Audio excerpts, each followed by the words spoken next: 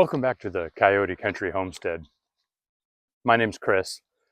Today we're going to talk about, this is a follow-up to the video where I took apart my fountain, and I promised that I would give you guys an update after talking to my wife on whether we were going to keep the fountain or not. And we're going to do that. Before we do that though, I want to address a comment that was left by a viewer in that video.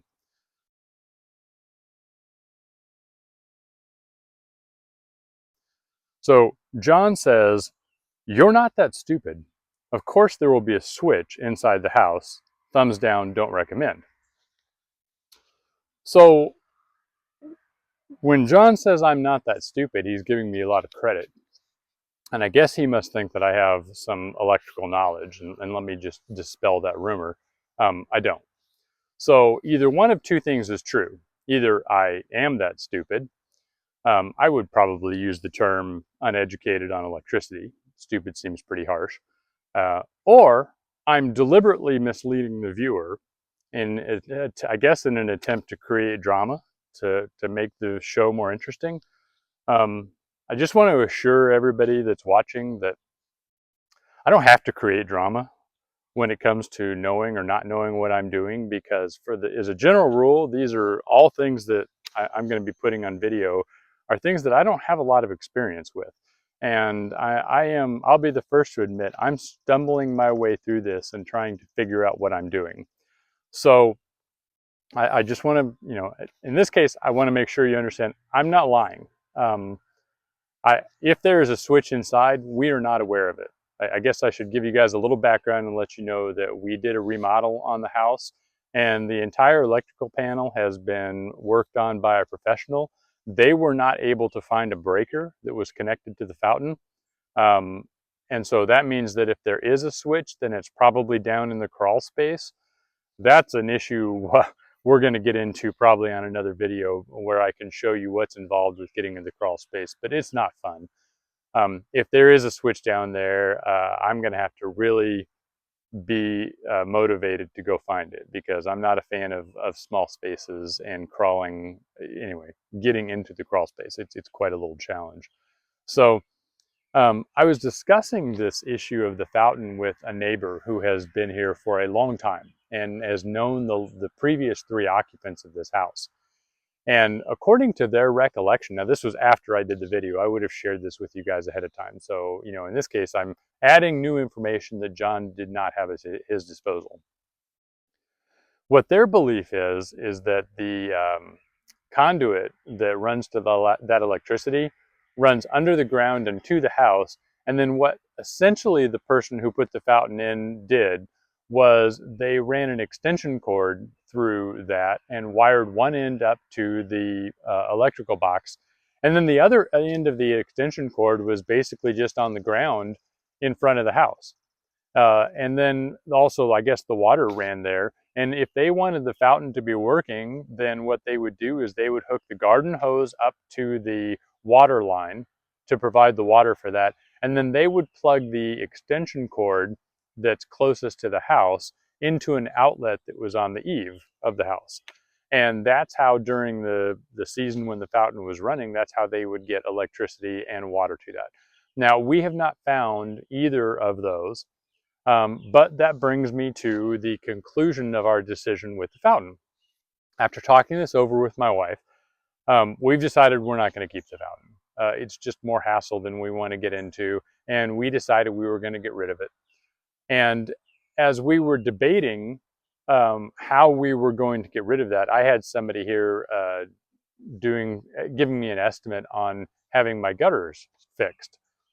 Anybody who's watched any of my previous videos has probably seen that on the back side of my shop, an ice storm took out a huge section of my guttering. So the person that I had out here giving me a quote, my wife and I were talking about whether we were going to list the fountain on Facebook or what we were going to do, and he said he would be interested in it. And so I said, well, that's great. I've already got it palletized, and it would be very easy for you to pick that up if you have a trailer. And he assured me that he did. So that's what this video is going to be. He is coming out today to pick the fountain up, and I'm going to use the tractor to load that up. We're going to move it from I want to keep those black plastic pallets that I have. So we're going to move the fountain pieces from the way I have it palletized to pallets he's bringing out, and he's going to take it to the fountain's new home. He doesn't plan to use it as a fountain. He's going to use it similar to what my wife and I did previously as a planter. And so I wish him the best, and I think that's great. So now that we've had that introduction, let's go ahead and get into the video where I show you the fountain being loaded up for transport to its new home. All right, let's just move these over. Actually, I can probably do this one. This one's easy. Actually, I might just drop it. This is a little. Get on here.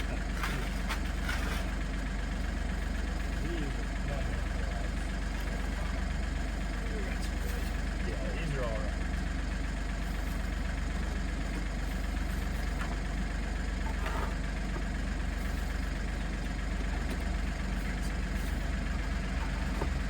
Think that'll ride okay? I don't want to like hit a bump and break. I'll spread them out when I get them in there. Once we get them in there. Okay.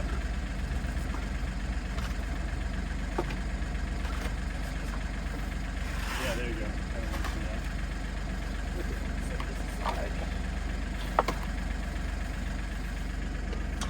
These little plastic pallets are so handy. I like to hang on to that.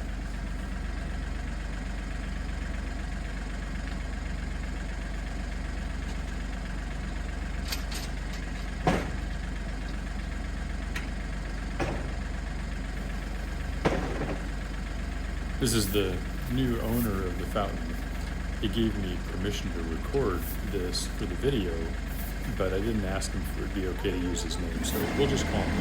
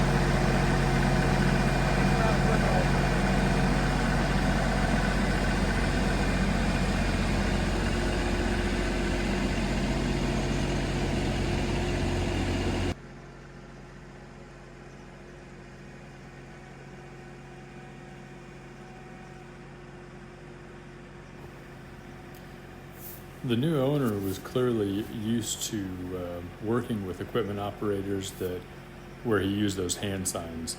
And I should have asked him early on to explain to me what those hand signs mean. He was doing his part, but I wasn't necessarily understanding what those hand signs meant. And so I was trying to make sure I adjusted the pallet correctly, but you can see that I struggled with it a little bit.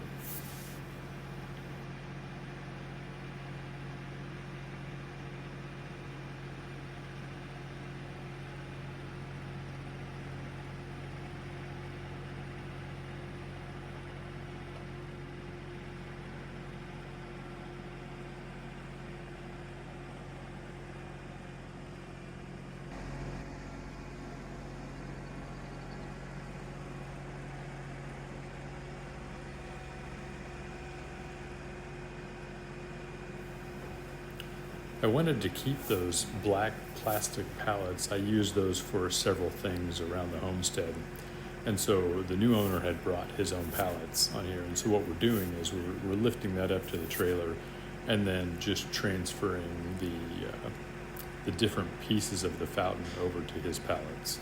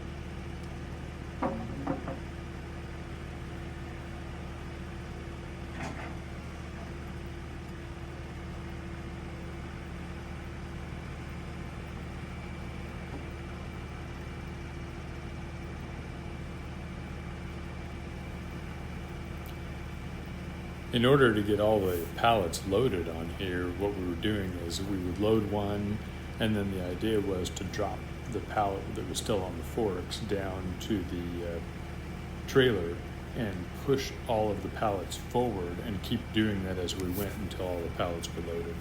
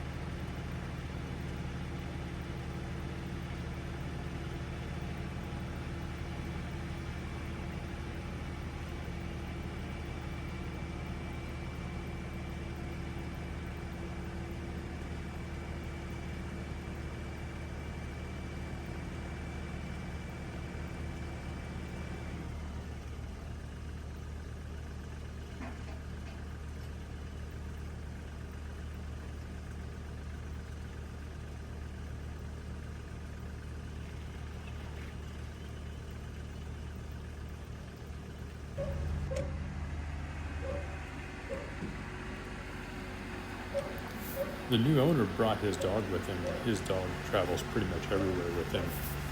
He's a great dog. My dog was not so happy about having another dog on the property, and that's who you hear barking in the background.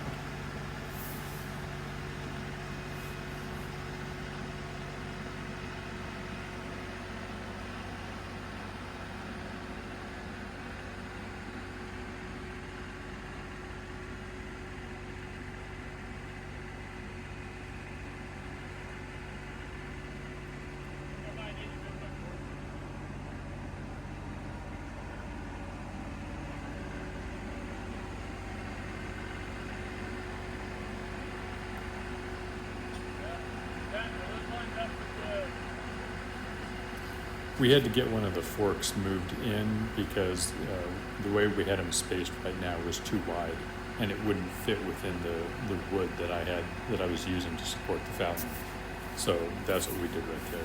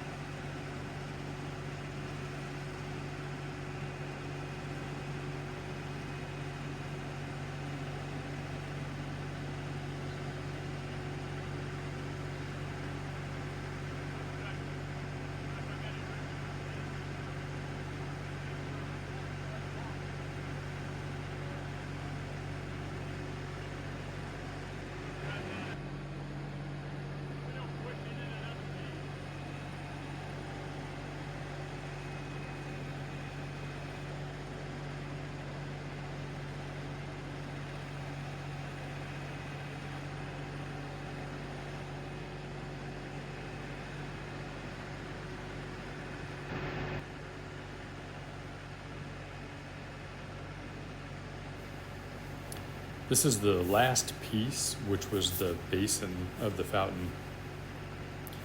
We decided to just go ahead and leave it on one of the black plastic pallets. It was going to be very difficult to move to a new pallet. He's just going to bring that back to me. I already have it strapped down to it and supported by some wood so that it doesn't get cracked or it doesn't fall. And it was just easier to leave it. But you can see we run into a few challenges as we're trying to get the pallet dropped on the trailer and then push everything forward.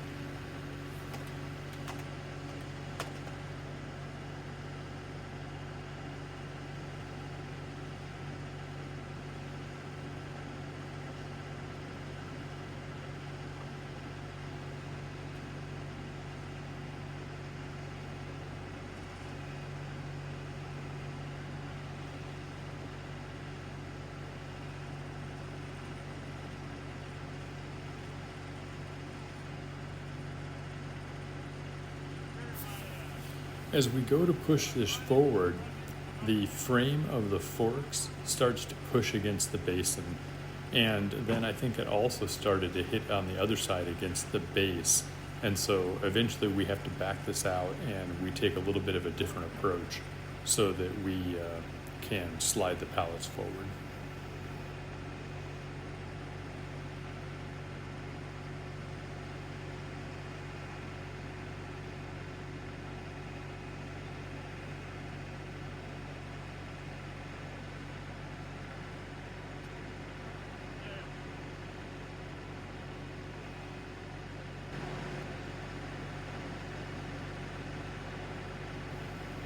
I had this scrap of 6x6 that the new owner saw I had behind my shop, and he thought that would be very handy to use right here. And so he's just laying that on one of the forks. And then you'll see me back up here in a minute and center up on the center of the pallet, and then we use that to push this whole thing forward.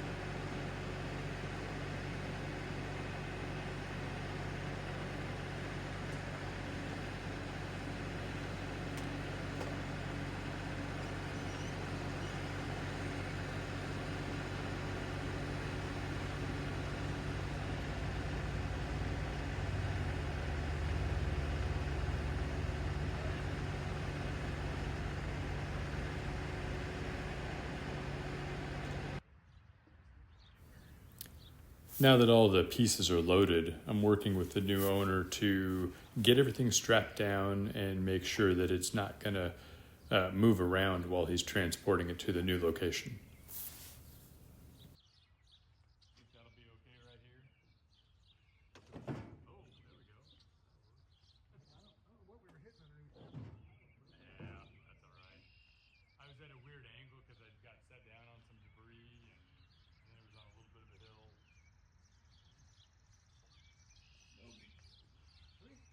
All right, buddy. Yep, you appreciate it. That's right. There you go. Job well. And just like that, the fountain is loaded and being transported to its new home. That's a relief to me that I didn't have to try and figure out if I was going to smash it up with a sledgehammer or, I don't know, whatever I was going to have to do to get rid of it. I'm glad it found a new home. So that leaves us with this. We've got the pad with the water line and the electrical line that we're going to need to get rid of. And my plan really is I'm going to break the pad. I think this one is a little bit big to be able to just lift it as is with the pallet forks. So I'm going to go ahead and break it at least into a couple of different pieces. And then I will use the tractor to basically rip up the conduit, and we're going to chase this back to its home, and we're going to find out exactly where this ran originally and what it's connected to. And God forbid, I may actually have to get in a crawl space, but I'm really hoping it goes to that corner right over there where the water line is, and there's an electrical line on the, or an electrical outlet on the eaves. So my belief is that it's gonna run right back over there, and if we get underneath the landscape rock, we will probably find where the water and the electrical connect. So that's it for this episode. Hey, do me a favor, click like, click subscribe. Subscribe won't cost you anything, and we won't send you anything, but it really does help me grow the channel. And it also will let you know when I have another video coming out. So assuming you actually care and want to see those again, click the subscribe button. And then in another video, we'll talk about doing this. And in the meantime, thank you for joining me out here at the Coyote Country Homestead. I appreciate it when you come out and watch this, and we will talk to you again soon. Thanks.